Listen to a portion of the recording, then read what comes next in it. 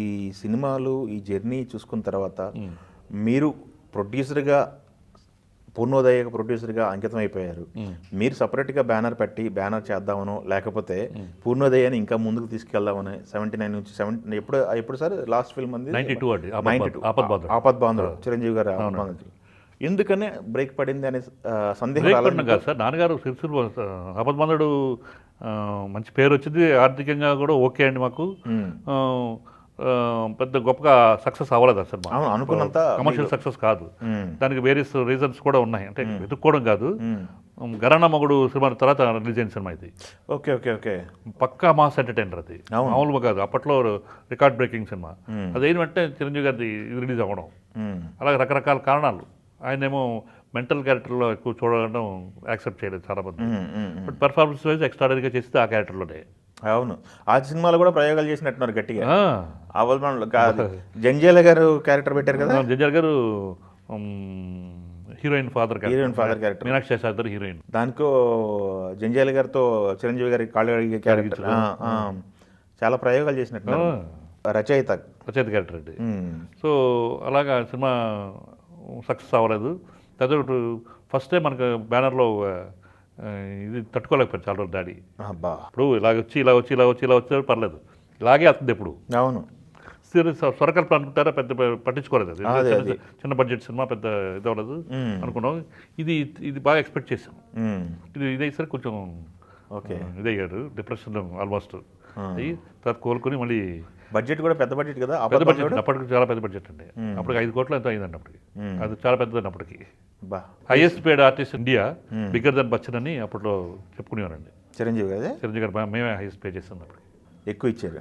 India టుడేలో cover pay చేసి ఆ. Bigger than Bachchan producers of Aapadbandhudu paid అని ఓకే. రాశారు అప్పుడు. ఎంత ఇచ్చారు సార్ ఇప్పుడు? అప్పుడు 120 అంత ఉంటుంది, బా.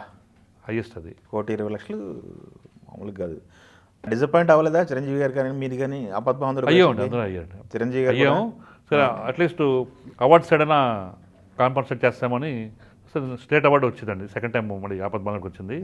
నేషనల్ అవార్డు వస్తుందని చాలా ఎక్స్పెక్ట్ చేసామండి. వచ్చేసింది కూడా అండి ఆల్మోస్ట్. లాస్ట్ మినిట్ వరకు మాకు ఇన్ఫర్మేషన్, మాకు వచ్చిన తర్వాత వచ్చిన ఇన్ఫర్మేషన్ ప్రకారం లాస్ట్ మినిట్లో ఒక సౌత్ ఇండియన్ పర్సన్ జ్యూరీలో చైర్మన్ అప్పుడు ఆయన ఇంటర్ఫరెన్స్ వల్ల రాలేదని తెలిసింది. ఓకే. సినిమాకే యాక్టర్గా? యాక్టర్గా బెస్ట్ యాక్టర్. అంటే ఆపద్బాంధుడికి బెస్ట్ యాక్టర్ నేషనల్ అవార్డు రావాల్సింది. చైర్మన్ డిసిషన్ పోయింది.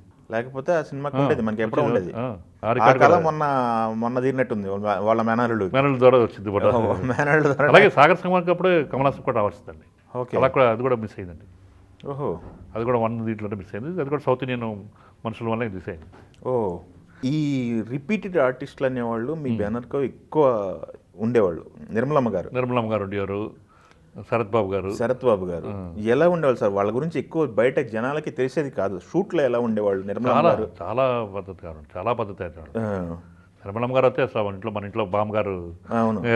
మనతో పలకరిస్తారు. అలాగే ఏనాన్న అంటూ. అలాగే షూటింగ్ దగ్గరికి వెళ్తే, అవుట్డోర్ షూటింగ్కి వెళ్తే ఆ లోకల్లో వాళ్ళందరినీ సొంత వాళ్ళు చేసి తీసుకుని అవునా, కలుపుకొని పోయేవాళ్ళ? కలుపుకుని పోయేవాళ్ళు. అసలు చాలా ఆవిడ వెళ్ళిపోతుంటే వాళ్ళు ఫీల్ అయ్యేవారు. వాళ్ళ చుట్టాలు వాళ్ళ ఇంట్లో పెద్దమ్మ బయటికి వెళ్ళిపోతున్నట్టు, లేకపోతే బామ్మగారు వెళ్ళిపోతున్నట్టు ఓకే. అలా ఫీల్ అయ్యారు. అంత బాగుండేది.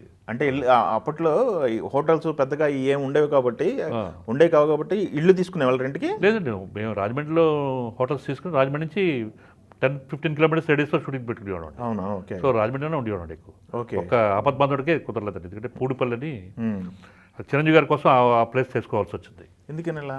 మేము ఇక్కడ సిటీలో ఉంచితే చిరంజీవి గారిని మేము కంట్రోల్ చేయలేము ఒక ఫ్యాన్స్ జనాలతో.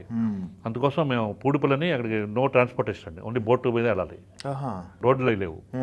సో బోట్స్ అవి మేము హ్యాండ్ ఓవర్ చేసి, పేపర్లో ఏమో రాంగ్గా డైవర్ట్ చేసి, అరకులో షూటింగ్ అని ఏదో డైవర్ట్ చేసి ఓకే ఓకే ఓకే మొత్తానికి అక్కడ జరుపుకుంటుంటే లాస్ట్లో తెలిసింది. 2-3 రోజుల క్రితం తెలిస్తే అప్పుడు తిరణాల కింద అక్కడికి రావడం మొదలు పెట్టారు. ఈదుకుని వచ్చేసేవారు, చేసుకుని వచ్చేసేవారు. మామూలు క్రేజ్ కాదు అప్పుడు. ఓకే. అలాగా ఆపద్బాంధుడు ఓకే. మంచి సినిమా చేసిన తృప్తి ఉంది కానీ కమర్షియల్గా కొంతమంది పెద్ద ఆడలేదండి అది.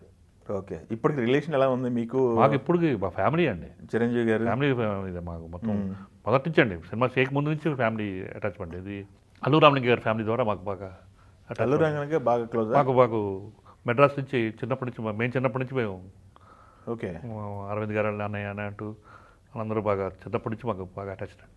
ఓకే అలాగే ఆ ఫ్యామిలీలోకి ఆయన ఎంటర్ అయ్యాక వాళ్ళ ఫ్యామిలీ తోటి కూడా మాకు బాగా ఓకే. చరణ్ గిరిలో అందరూ చిన్నప్పటి నుంచి బాగా.